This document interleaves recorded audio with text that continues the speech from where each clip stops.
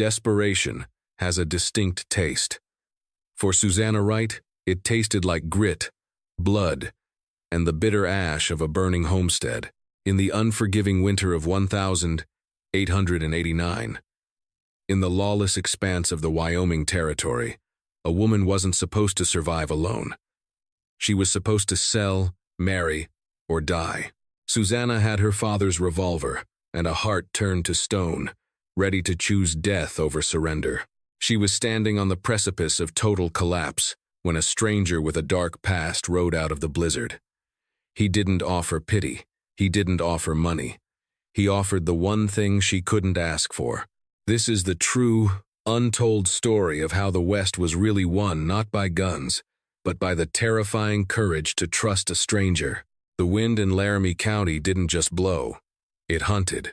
On the 14th of November, 1889, the wind shrieked through the cracks of the Wright homestead like a dying animal, carrying with it the first biting promise of a winter that the old farmer's almanac had predicted would be the White Death. Susanna Wright stood on the porch, her knuckles white as she gripped the rough-hewn railing. At 26, she looked 10 years older. The sun had etched fine lines around her eyes that had once been the color of summer clover, but were now as hard and gray as the slate rock of the Bighorn Mountains. She watched the dust cloud approaching from the east. She didn't need a telescope to know who it was. The carriage was too black, the horses too sleek, the driver too upright. It was the hearse of her livelihood, coming to collect the carcass of her inheritance. Thaddeus Moore, she whispered, the name tasting like bile. The carriage rattled to a halt in the yard, kicking up a cloud of red dust that coated the laundry Susanna had pinned to the line hours ago. The driver, a mute brute named Cole, hopped down to open the door. Thaddeus Moore stepped out. He was a man who wore his wealth like armor, a pristine frock coat, a silk vest, and a pocket watch that ticked louder than a human heart. He didn't look at the dilapidated barn or the fence that needed mending. He looked at the land. He looked at the creek that wound through the valley like a silver vein. "Miss Wright," Moore said, removing his hat. His hair was slicked back with pomade that smelled of lavender, a sickly sweet scent that had no business in a cattle yard. "I trust you've reconsidered my offer." Susanna stepped off the porch, her boots crunching on the dry earth. She wore a man's duster coat over her dress, and beneath that duster, tucked into the waistband of her skirt, was the heavy iron weight of a Remington 1875. "My answer hasn't changed, Mr. Moore," Susanna said, her voice steady despite the trembling in her knees. "The Lucky 7 is not for sale." Moore sighed, a theatrical sound of disappointment. He pulled a handkerchief from his pocket and dabbed his upper lip. "Susanna, please, be reasonable. Your father, God rest his stubborn soul, died owing the bank $3,000. The cattle market has bottomed out. The rail line isn't coming this far south. You are a woman alone in a territory that eats strong men for breakfast." "I have the deed," she countered, "and I have until spring to make the payment." "Paper," Moore dismissed with a wave of his hand. "Paper burns, Susanna. And winter is coming. I've seen the reports. This isn't going to be a normal snow. It's going to be a burial. I am offering you a way out. Enough money to move to Street Lewis, buy a dress shop, find a husband who doesn't smell of manure. I was born on this land," she said, her hand drifting instinctively toward her waist. "My mother is buried under that cottonwood. My father is buried beside her. I'm not leaving them." Moore's eyes narrowed. The veneer of the gentleman slipped, revealing the shark beneath. "Then you will be buried beside them sooner than you think. The bank calls the note on the 1st of December, Susanna, not spring. Read the fine print of the loan extension your father signed." Susanna felt the blood drain from her face. That's not possible." He said 6 months. He was a desperate man who couldn't read legalese, Moore sneered. 2 weeks, Susanna. Have the money, or get off my land." He turned to leave, then paused, looking back with a cold smile. "And don't expect any of the neighbors to help. They know better than to cross the Laramie Mining and Trust." He climbed back into his carriage. As the black vehicle wheeled around and sped off, Susanna felt the crushing weight of the sky press down on her. 2 weeks. $3,000. She had 11 head of starving cattle and a tin of coffee that was half sawdust. She walked to the water trough and stared at her reflection. She looked like a ghost. For the first time since her father's heart gave out in the hayloft 3 months ago, Susanna allowed herself to consider the unthinkable. Give up. The thought was seductive. It promised sleep. It promised an end to the fear that woke her every night, the fear of starvation, of drifters, of the relentless wind. She gripped the edge of the trough until a splinter pierced her palm. The pain grounded her. No, she hissed to the empty yard. She turned to go back inside, to count her meager coins again, when a movement on the horizon caught her eye. It wasn't a carriage this time. It was a rider. He was moving slowly, his horse picking its way through the sagebrush with the exhaustion of a creature that had been ridden too hard for too long. Susanna watched, her hand going back to the Remington. Drifters were common, but they usually stuck to the trail. This man was cutting straight across the pasture. She waited on the porch, the gun now drawn and held behind the folds of her skirt. The rider approached the gate and stopped. He didn't dismount. He simply sat there, slumped in the saddle.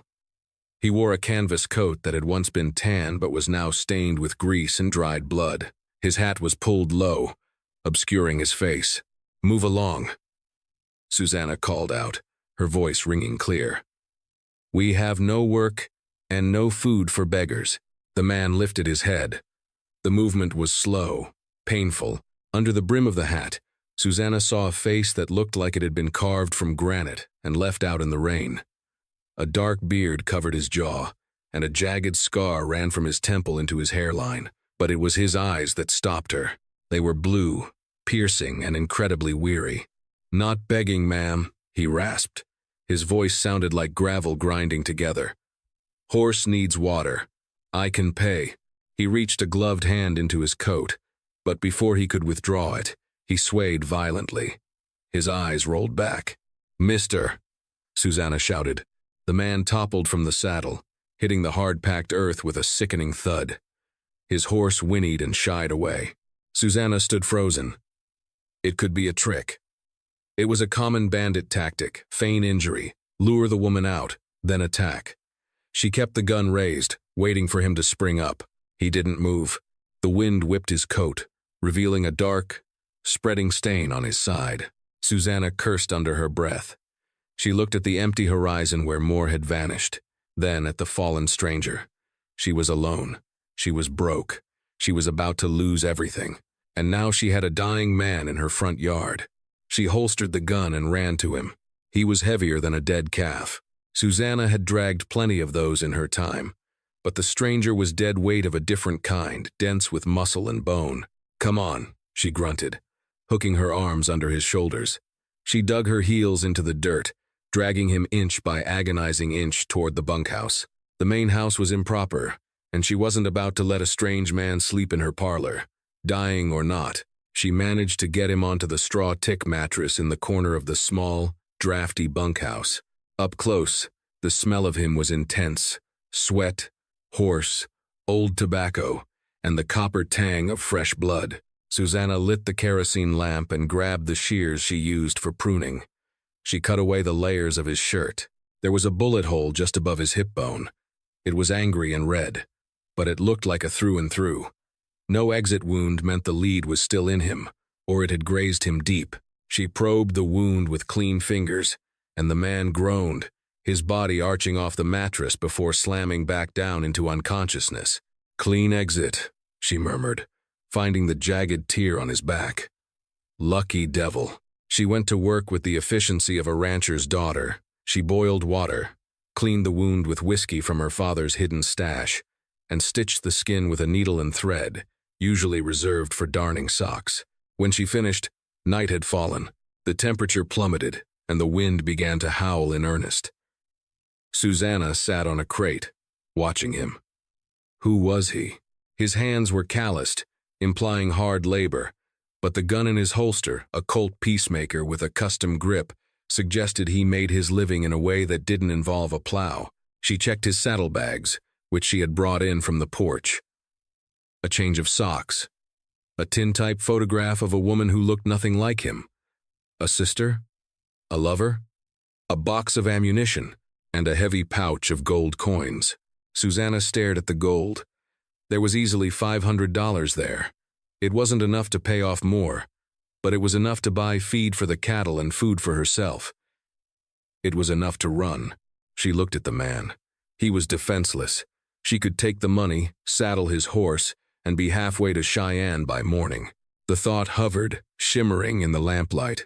Then, the man's eyes flew open. Susanna jumped, dropping the coin pouch. It hit the floor with a heavy clink. The man didn't gasp or flinch.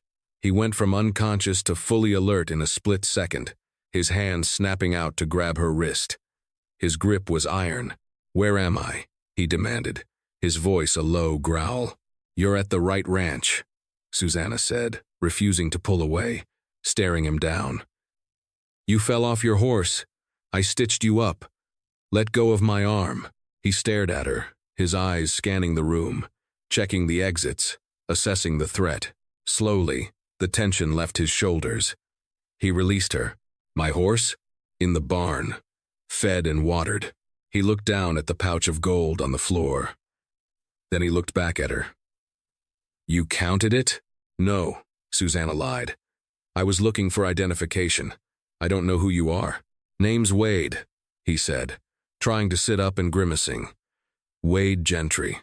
The name meant nothing to her, which was a good sign. The notorious outlaws usually had names that traveled faster than they did. "I'm Susanna Wright. You've lost blood, Mr. Gentry. You need to rest." Wade Gentry swung his legs over the side of the cot. He was pale, sweating, but he pushed himself to a standing position. He wobbled, bracing a hand against the rough wall. "I need to keep moving," he said. "You'll make it about a mile before you bleed out or freeze," Susanna said, crossing her arms. "There's a storm coming in tonight. A bad one." Wade looked toward the window, pitch black and rattling in the frame. He seemed to be weighing the danger outside against whatever demons he was running from. Finally, he sat back down. "I can pay for the trouble," he said, nodding at the gold. "I don't run a hotel," Susanna snapped, her pride flaring despite her desperation. "But I won't turn a wounded man out into a blizzard. You can stay in the bunkhouse until the storm passes. Then you go." She turned to leave, grabbing the lantern. "Miss Wright," Wade called out. She paused at the door. "Thank you." She didn't reply. Just shut the door against the wind. The storm raged for 3 days. It was a whiteout. A wall of snow that buried the fences and turned the world into a claustrophobic void.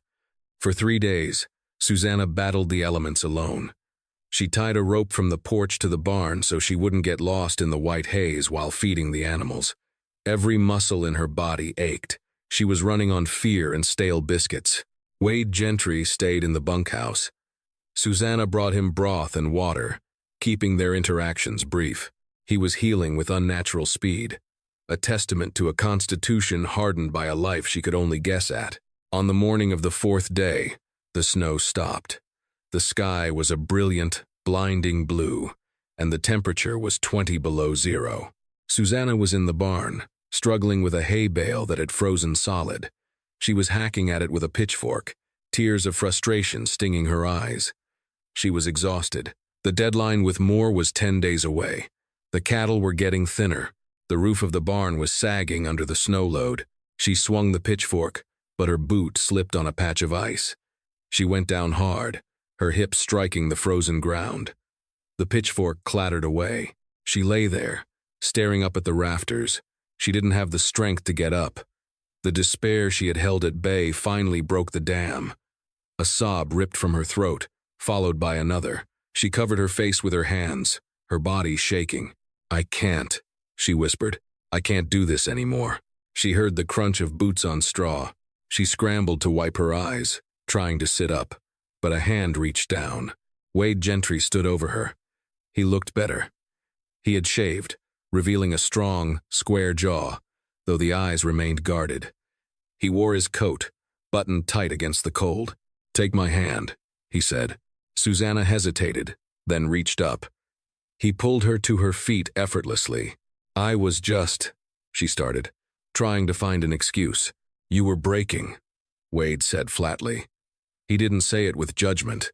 He said it like a man who knew exactly what the sound of a breaking spirit sounded like. He walked over to the frozen hay bale. With 2 swift kicks and a powerful leverage of his shoulder, he shattered the ice, binding it, and rolled it easily into the feeding trough. The cattle swarmed it, lowing in gratitude. Wade turned to her.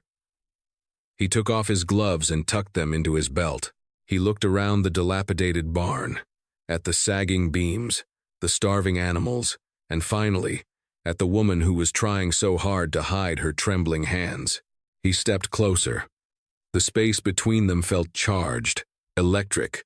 "You're fighting a war you can't win alone, Susanna," he said softly. It was the first time he used her first name. "I don't have a choice," she said, her voice cracking. "This is all I have." "There's always a choice," Wade said. He looked at the pitchfork on the ground, then back at her. His blue eyes softened. "Just a fraction. I've got nowhere to be," he said, "and I owe a debt for the stitching." "I can't pay you," Susanna said. "I have no money for wages." Wade took a step closer. He reached out, not to touch her, but to take the heavy water bucket she was holding in her other hand. His fingers brushed hers, warm and rough. "I don't want your money," he whispered, his voice low and rumbling like distant thunder.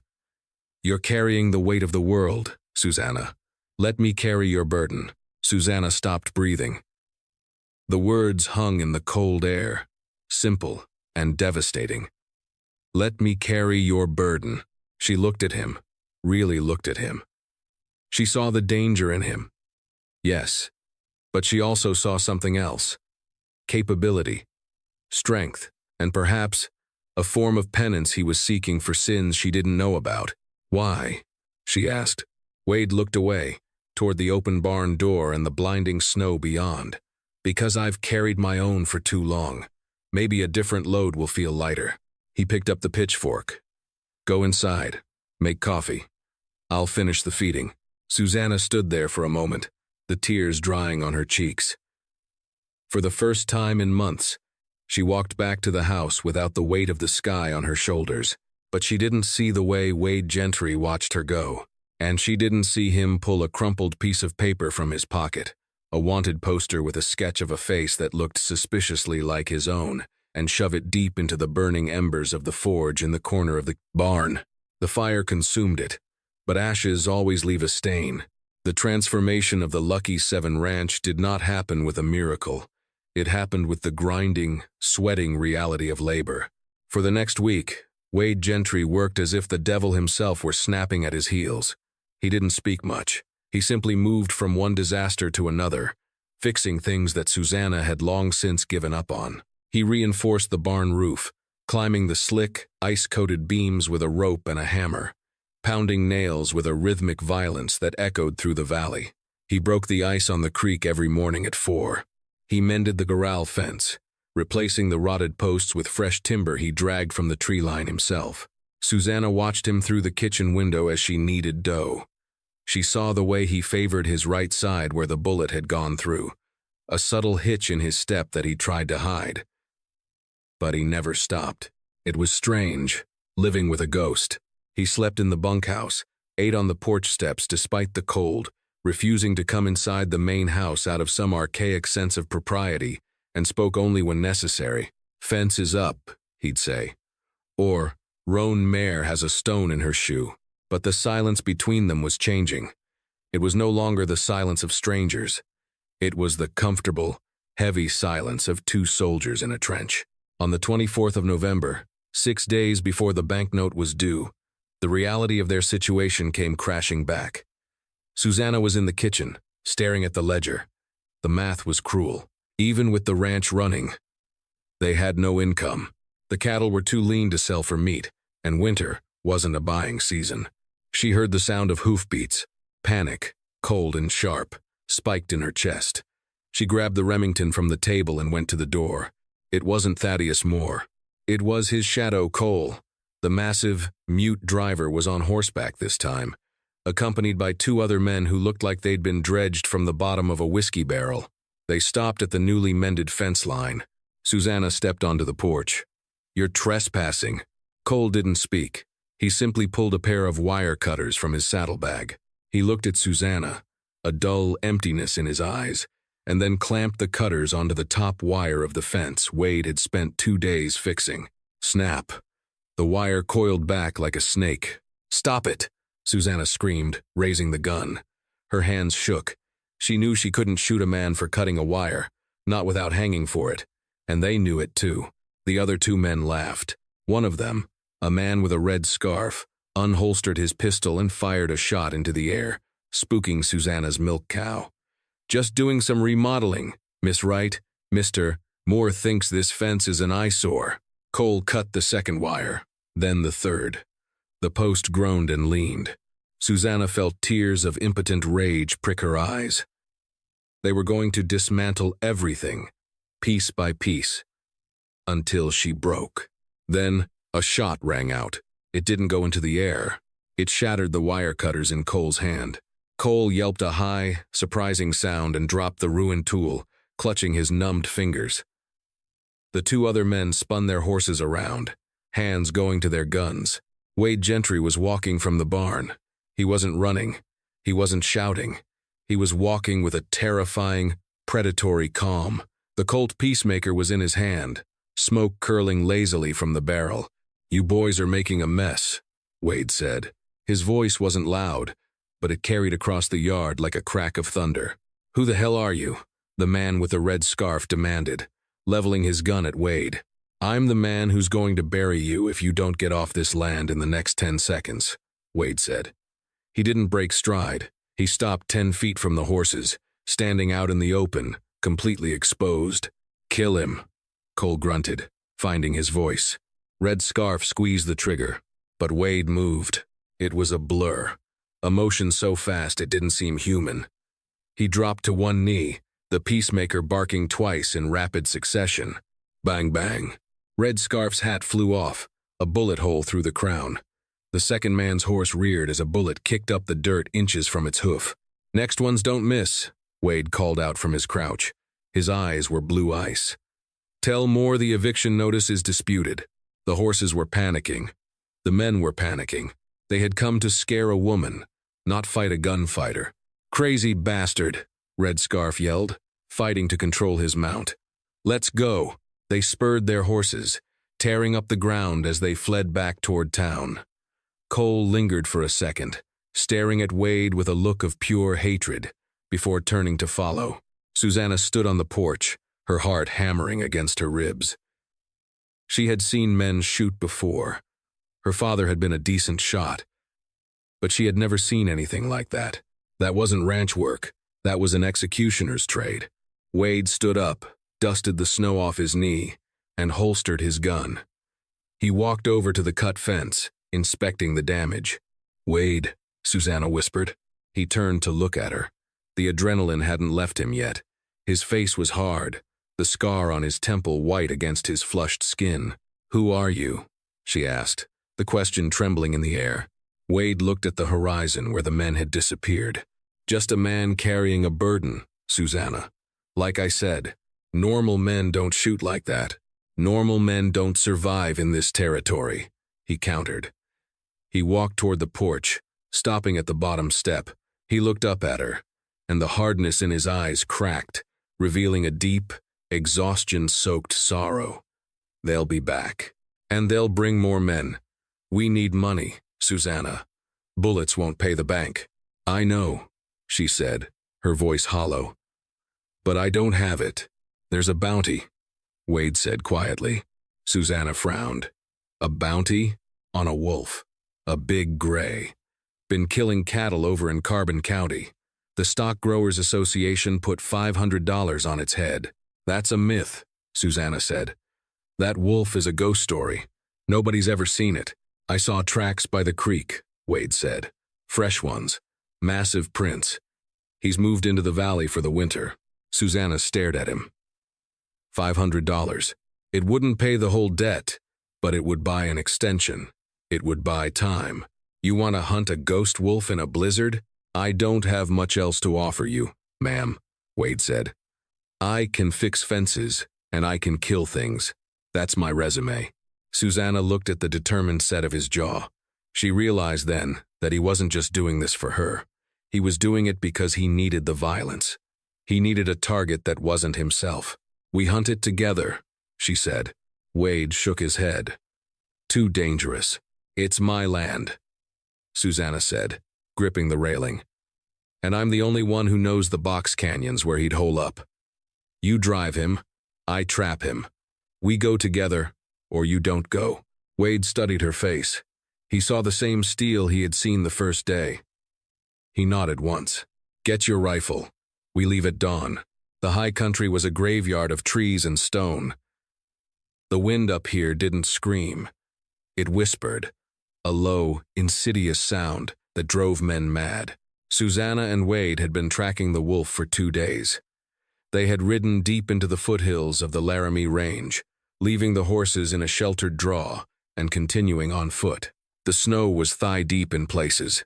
Susanna was exhausted. Her lungs burned with every breath of the thin, freezing air. But she didn't complain. She walked in Wade's tracks, placing her boots exactly where his had been to save energy. Wade was a machine. He read the snow like a newspaper.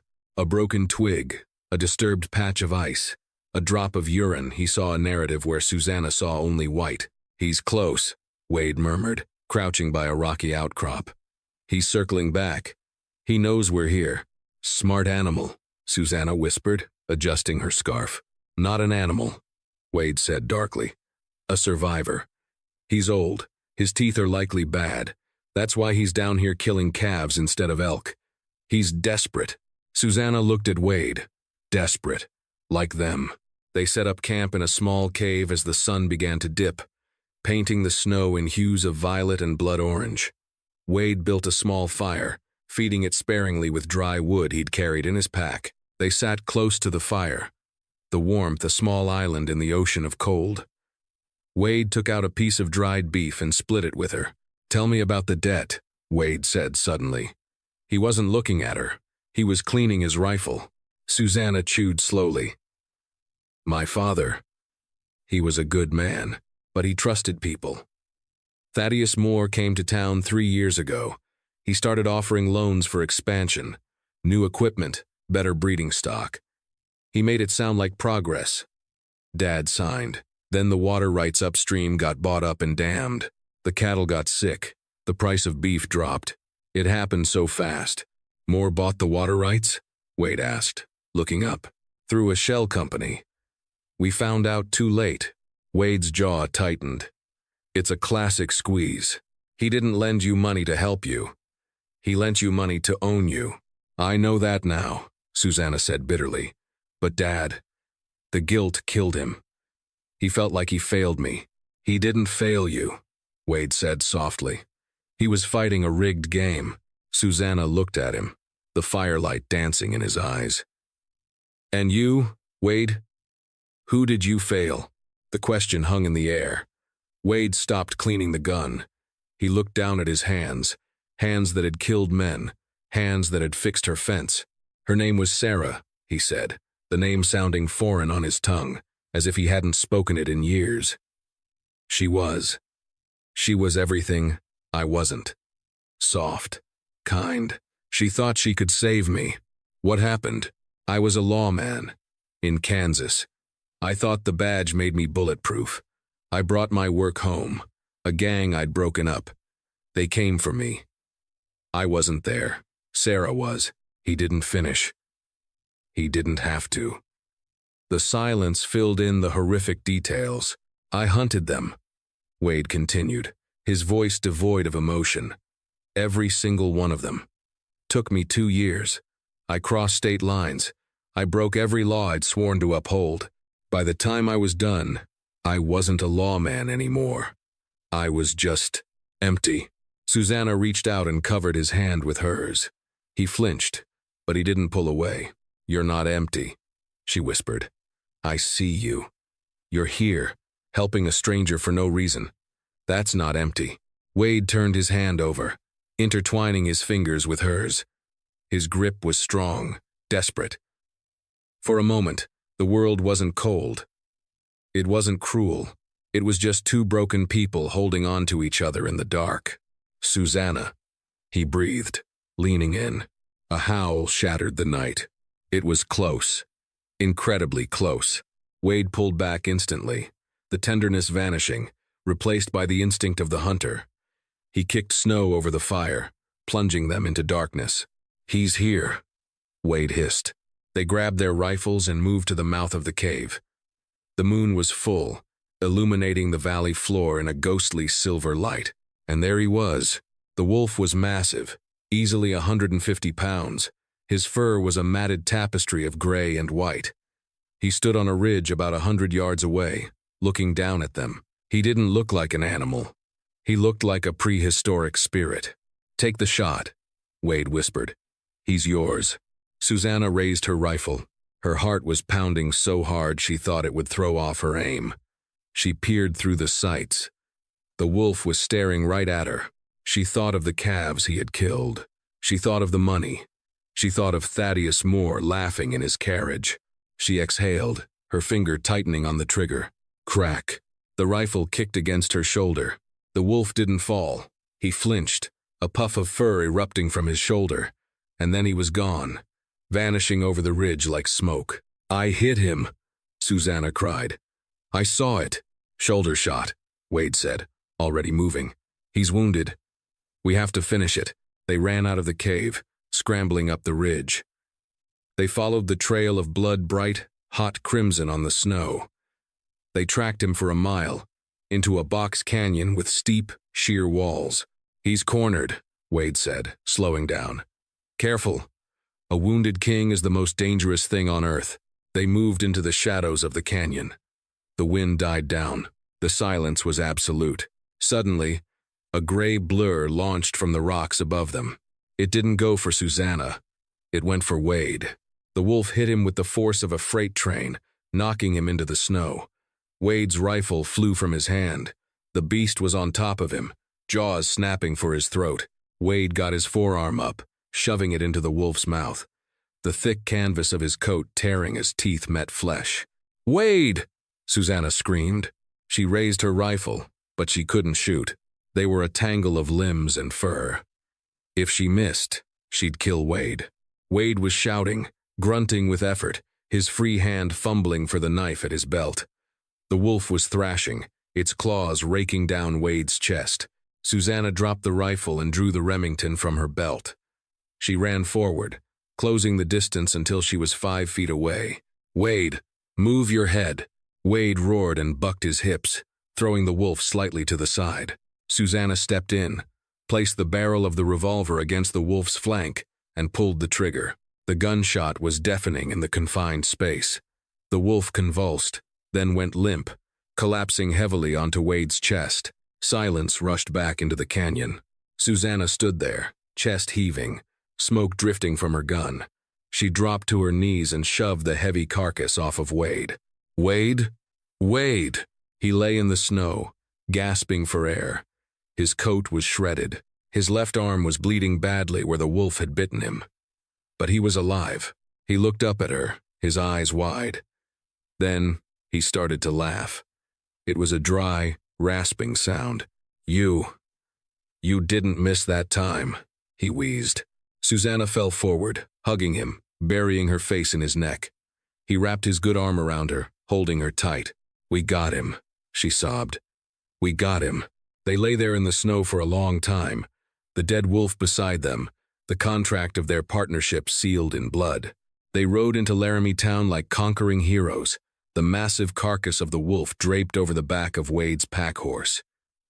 It was the 28th of November. 2 days left. The town was busy. People stopped on the boardwalks to stare. The wolf was a legend, and seeing it dead was like seeing a dragon slain. Susanna rode with her head high. For the first time in months, she didn't feel like a victim. She felt like a right. They took the wolf to the stock grower's office. The agent, a skeptical man named Mr. Henderson, inspected the carcass, measured the paws, and grunted. "That's him. All right." Old devil. He opened his safe and counted out $500 in gold eagles. Susanna took the money. It felt heavy. It felt like freedom. "Thank you," she said. "Don't thank me," Henderson said, eyeing Wade suspiciously. "Thank your man there. That's a clean kill on a messy animal." They walked out into the sunlight. Susanna turned to Wade, a smile breaking across her face. "We did it. We can pay the interest. We can buy 6 months. Wade didn't smile. He was looking down the street, his body tense. Susanna followed his gaze. Thaddeus Moore was standing in front of the bank, watching them. But he wasn't alone. Standing next to him was a man wearing a tin star, Sheriff Brady, and next to the sheriff was a stranger, a man in a long duster with a face like a ferret. He was holding a piece of paper. Wade grabbed Susanna's arm. Go to the bank, pay the interest, get the receipt." "What?" "Wade, what's wrong? Do it now, Susanna. Don't look back." He pushed her toward the bank and turned to face the men. Susanna hesitated, then ran toward the teller's window inside the bank. She slammed the gold onto the counter. "Interest on the right loan. Extend it." The teller looked at the gold, then at Moore through the window, then back at Susanna. He stamped the paper. Susanna grabbed the receipt and ran back outside. Wade was standing in the middle of the street. Moore, Sheriff Brady, and the ferret-faced man had stepped off the sidewalk to meet him. A crowd was gathering. "I knew I recognized that scar," the ferret-faced man said, his voice high and reedy. He was a bounty hunter. Susanna could smell it on him. "Gentlemen, you are looking at $5,000 walking. What is this?" Susanna demanded, pushing through the crowd to stand beside Wade. "Susanna, stay back," Wade warned, his voice low. "This man," Thaddeus Moore proclaimed, pointing a gloved finger at Wade, "is not Wade Gentry. This is Silas, the Butcher Vance, wanted in Kansas, Missouri, and Arkansas for the murder of a federal judge and 3 deputies. Susanna froze. She looked at Wade. Wade didn't deny it. He didn't look at her. He kept his eyes on the sheriff. "That judge was crooked," Wade said calmly, "and the deputies were on his payroll. They killed my wife. Doesn't matter to the hangman," the bounty hunter sneered. "Sheriff, take him into custody, or I will." Sheriff Brady looked uncomfortable. He knew Susanna. He knew the rights. "Wade. Or Silas. Hand over the gun. We'll sort this out with the judge." "There won't be a judge," Wade said. "Moore paid this man to find me. Did he tell you that? Moore knew who I was the moment I shot his fence wire." Moore smiled, a thin, cruel expression. "I do my research. You're a liability, Miss Wright. Harboring a fugitive, that's grounds for asset forfeiture. Even if you paid the interest." Susanna stepped in front of Wade. "He saved my life. He saved your cattle. You can't take him." "Step aside, Susanna," Wade said gently. He put his hand on her shoulder and moved her to the side. "It's okay." "No." Wade looked at the bounty hunter, then at the sheriff. He saw the angles. He saw the civilians in the crossfire. He saw Susanna. If he drew, he could kill the bounty hunter and Moore before they cleared leather. But the sheriff would shoot, and Susanna might get hit. Slowly, deliberately, Wade unbuckled his gun belt. He let it drop to the dust. "Smart move," the bounty hunter said, grinning. 2 deputies rushed forward and grabbed Wade, forcing his hands behind his back and clapping iron cuffs onto his wrists. "Susanna," Wade said, looking her in the eye as they dragged him away. "Keep the receipt. Don't lose the receipt." "Wade!" she screamed, trying to follow, but Moore stepped in her path. "A tragic end to a short romance," Moore said, his voice dripping with false sympathy. "But look on the bright side, Susanna. With him in jail, you're alone again, and when the trial is over, well, the bank will be waiting." He tipped his hat and walked away. Susanna stood in the dusty street, clutching the receipt in one hand and the bag of remaining gold in the other. She watched them drag Wade toward the jailhouse. He had given up his freedom to protect her. He had carried her burden, and now he was going to hang for it. Susanna looked at the receipt. It bought her time. But time wasn't enough anymore. She turned and walked to her horse. She didn't go home. She rode to the blacksmith shop. She needed tools. She needed dynamite. The butcher of Abilene might be in a cage, but Susanna Wright was free, and she was done playing by the rules. The Laramie jailhouse was a fortress of stone and iron, built to hold the worst the territory had to offer. Wade Gentry, or Silas Vance, as the wanted poster claimed, sat on the narrow cot in the single cell, listening to the drip of melting snow from the eaves. It was midnight. The town was quiet, save for the drunken laughter drifting from the saloon across the street, where Thaddeus Moore was undoubtedly buying rounds for the house, celebrating his victory. Sheriff Brady sat at his desk, whittling a piece of pine. The ferret-faced bounty hunter, whose name turned out to be Pike, was asleep in the chair by the door, a shotgun across his lap. "You know he's going to hang me before the circuit judge gets here," Wade said, his voice low. Brady didn't look up from his whittling. "Moore respects the law. Moore owns the law," Wade corrected. "And he knows if I talk to a federal marshal, his land grab scheme falls apart. I'm the loose end, Brady, and you're the knot." Brady's knife slipped, gouging the wood. He knew Wade was right. He had seen the way Moore looked at the Wright ranch with the hunger of a starving wolf. "I can't let you go, son," Brady said, his voice heavy with regret. "You're wanted. Federal warrant."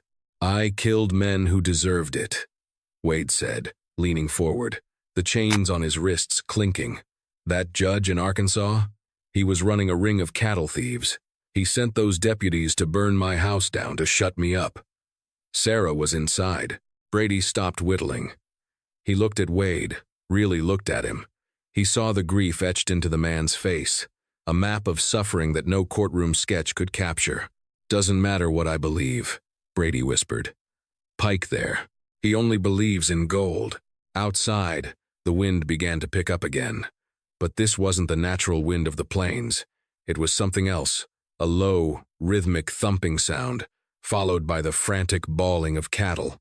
Then, the explosion tore the night apart. It wasn't the jailhouse. The blast came from the south end of town, near the livery stable where Moore kept his fine carriages.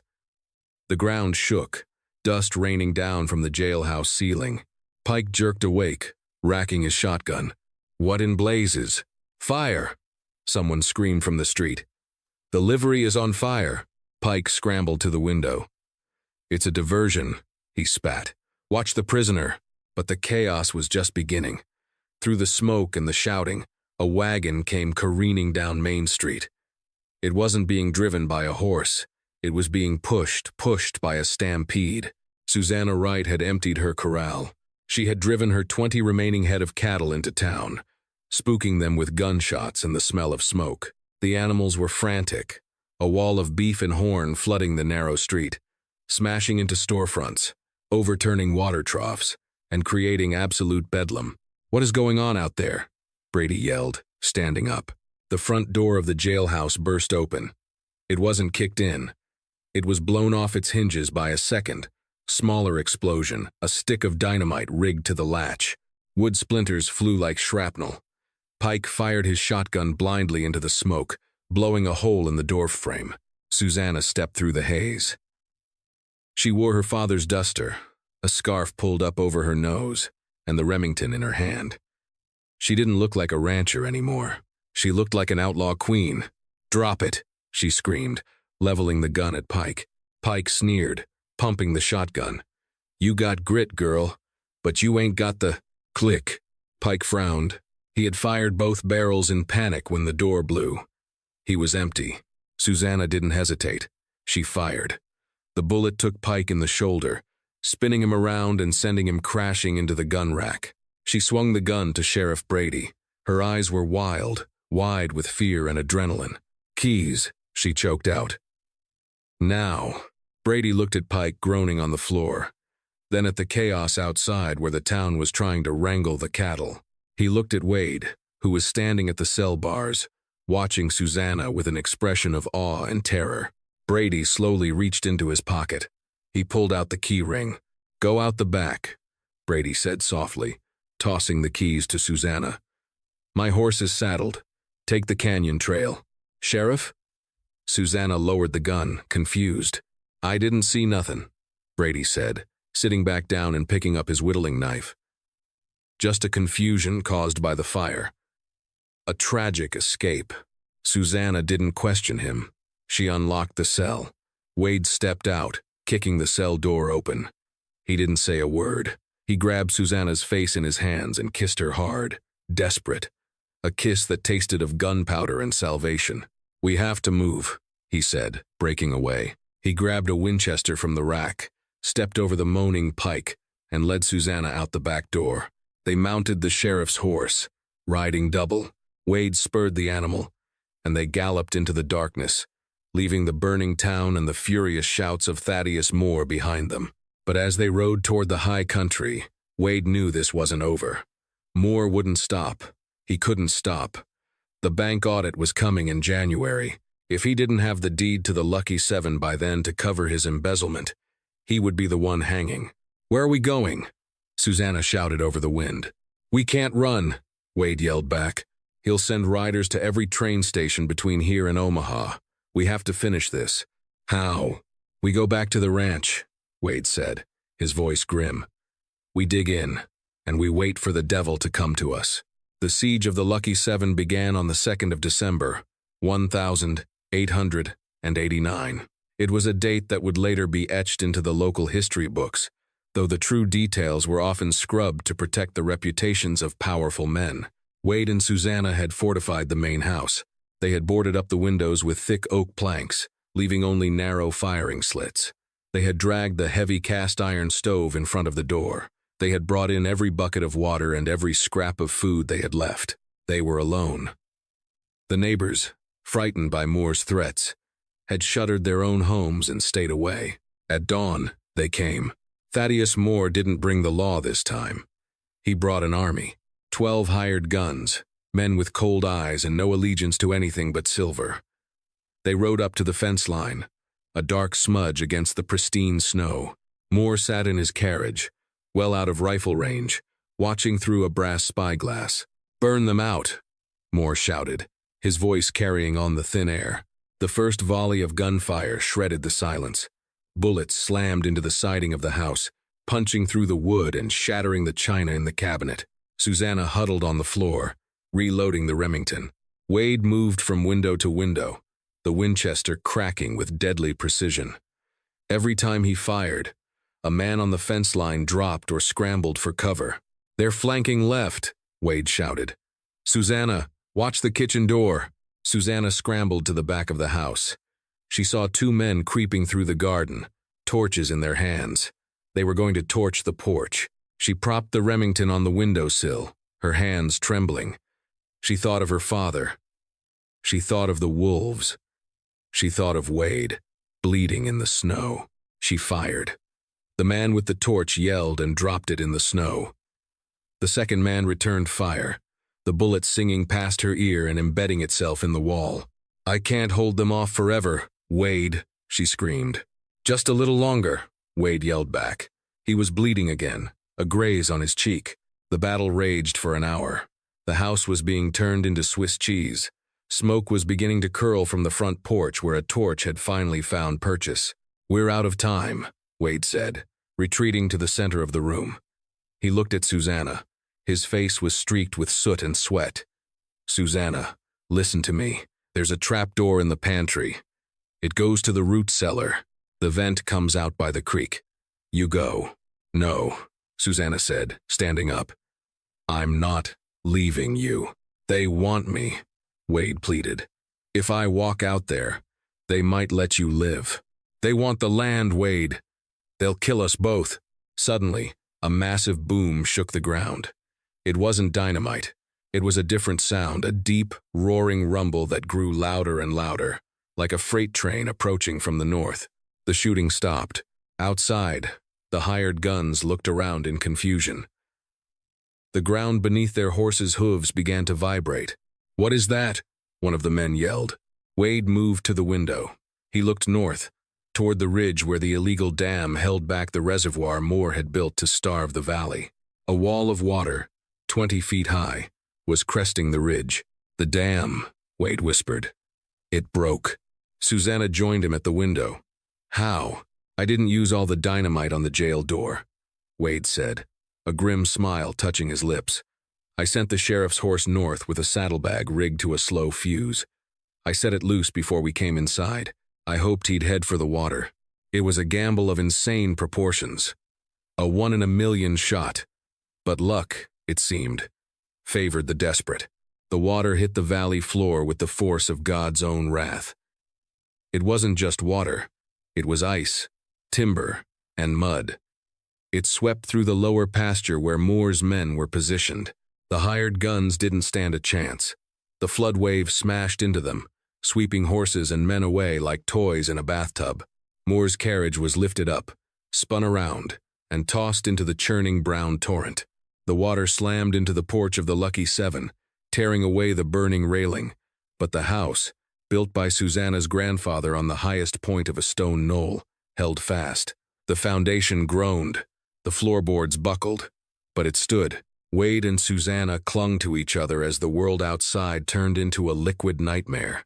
They watched as the floodwaters scrubbed the land clean, washing away the fences, the enemies, and the debt.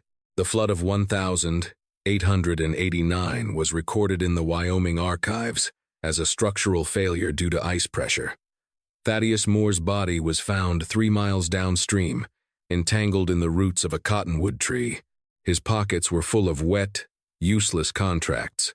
With Moore gone, the bank's audit revealed the embezzlement. The loans were frozen and eventually forgiven by the state in an effort to stabilize the region. Susanna Wright kept the Lucky Seven. And Wade? History is often written by the winners, but legends are written by the people. The official report from Sheriff Brady stated that the fugitive Silas Vance perished in the flood, his body lost to the current. A convenient end to a complicated problem. But the locals knew better. Years later, a visitor to the Wright Ranch might notice a tall man with a quiet demeanor working the horses. He had a scar on his temple and a limp in his right leg. He went by the name of Caleb Stone, a simple ranch hand who married the owner. There is a private journal, auctioned in 1954, belonging to a Susanna Stone. The final entry, dated 40 years after the flood, reads, "The world tried to take everything from me. It took my parents, my pride, and my peace. But it gave me him. And in the arithmetic of my life, that was the only profit that mattered. He carried my burden, and I carried his heart. We are even." They were buried side by side on the hill overlooking the creek. The headstones are simple weathered granite. Hers says Susanna. His says beloved husband. There is no name on his stone, just a carving of a wolf. And that is the legend of Susanna Wright and the cowboy who carried her burden.